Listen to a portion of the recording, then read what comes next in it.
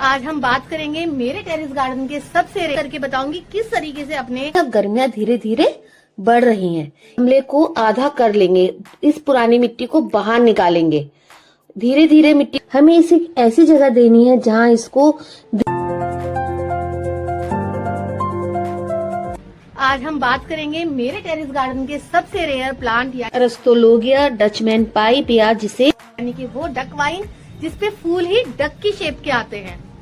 तो वैसे तो ये सर्दियों के बाद भी हरी भरी है, लेकिन अब इसे एक ऑर्गेनाइज वे में मुझे अपने गार्डन में बना के रखना है। ये सही समय है जब हम इसकी प्रूनिंग कर सकते हैं, इसको नया फर्टिलाइजर देके इसे पूरे सीजन के लिए तैयार रख सकते हैं, फूलों के लिए हरा भरा रखने के लिए।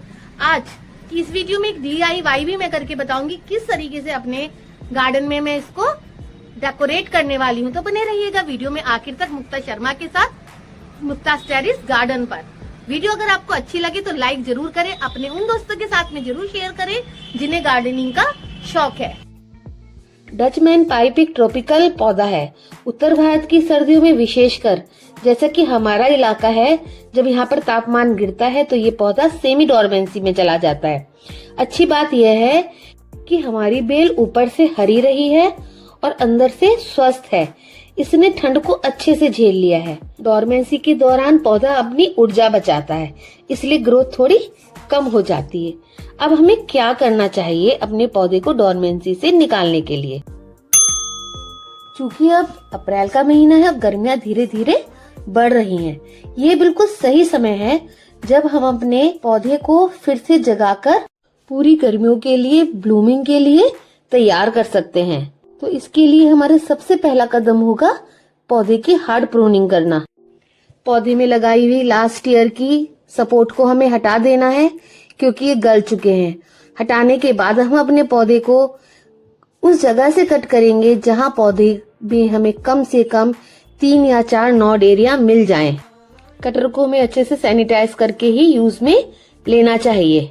45 डिग्री एंगल से कट लगाना है। इस कट से ग्रो होने की पॉसिबिलिटी बढ़ जाती है। प्रूनिंग के बाद अपने पौधे को डोरमेंसी से निकालने के लिए हमने करना है अगला स्टेप। इसमें अपने पौधे की हम हल्के हाथों से गुड़ाई करेंगे, जिससे कि हमारे पौधे की जो रूट्स बाउंड हो चुकी हैं वो खुल जाए और मिट्टी हल्की हो जाए। क्योंकि मिट्टी को हमें धीरे धीरे करके कम से कम 4 या 5 इंच गमले को आधा कर लेंगे। इस पुरानी मिट्टी को बाहर निकालेंगे।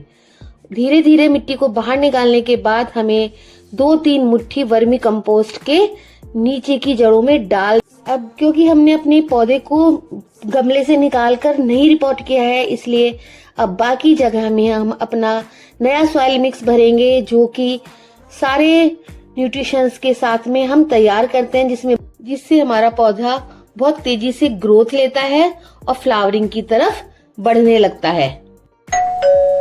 किसी भी प्लांट की ग्रोथ और ब्लूमिंग इस बात पर निर्भर करती है कि हम उसे कैसी सनलाइट देते हैं।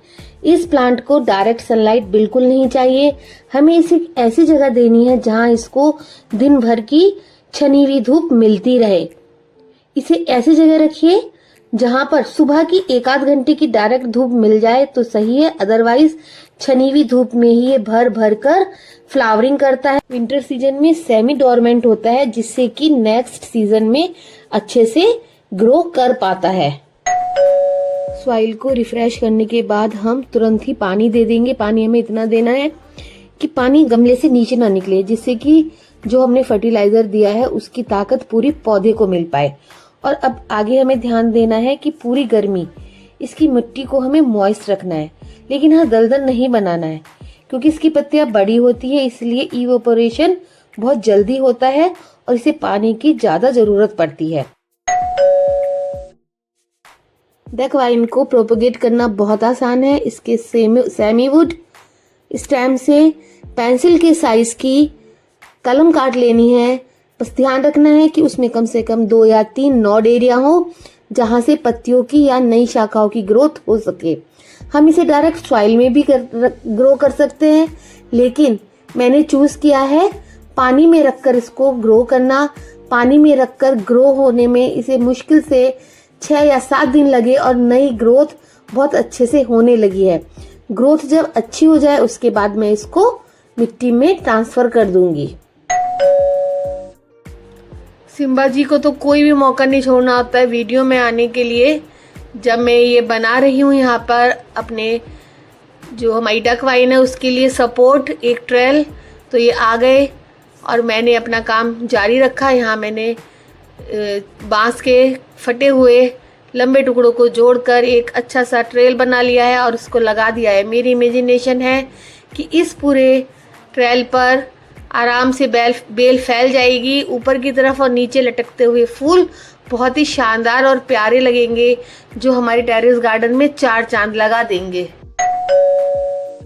डक वाइन से ज्यादा फ्लावरिंग और उसको हेल्दी रखने के लिए यहाँ पर मैं कुछ ऐसी चीजें इस्तेमाल करती हूँ जिन्हें मैं अपनी किचन से ही निकाल लेती हूँ।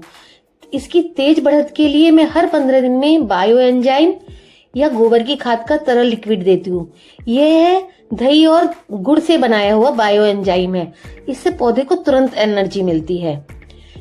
और रसोई से ही निकलने वाले प्याज के छिलके या केले के छिलकों को भी मैं इसमें डालती हूँ, जो इसकी जड़ों को मजबूत बनाने और फूलों के लिए पोटाश देने का काम करता है। दोस्तों, डक वाइन को नमी पसंद है लेकिन जड़ों में पानी खड़ा नहीं होना चाहिए।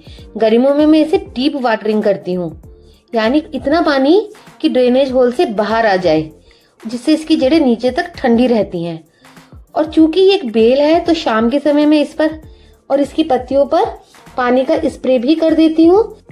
इससे इसकी पत्तियों की धूल साफ हो जाती है और वाष्पीकरण के बावजूद हमारा पौधा हमेशा फ्रेश रहता है। और फ्रेश पौधे पर जब फ्लावरिंग होती है तो फ्लावरिंग का कलर ही दूसरा होता है। दोस्तों, हार्ड प्रूनिंग और फर्टिलाइजर देने के बाद मेरी डक वाइन ने अच्छे से ग्रोथ पकड़ ली है और यह है इसकी आज की ताजा स्थिति। देखिए कैसे इसने मेरे बनाए हुए बांस के मचान को पूरी तरह कवर करने का इंतजाम कर लिया है। इसकी घनी हरियाली देखकर आज मेरा मन बहुत खुश है। मैंने इसकी जब हार्ड प्रूनिंग की थी और जो सही समय पर सही खाद दी, ये उसी का नतीजा है कि बेल की हर टहनी बहुत ही हेल्दी और मजबूत है। अब बस मुझे इंतजार है उन खूबसूरत बत्तख जैसे फूलों का, जो इन डंडियों के बीच से नीचे लटकेंगे और इस पूरे कोने को महका देंगे। जैसे मैं इसकी पहली कली देखूंगी वैसे ही उसका अपडेट आप लोगों के साथ में जरूर शेयर करूंगी। अगर आपको मेरी ये मेहनत और मचान पसंद आया है तो कमेंट में जरूर बताएं और चैनल को सब्सक्राइब करना ना भूलें। तो मिलते हैं अगली किसी वीडियो में। जब तक के लिए हैप्पी गार्डनिंग।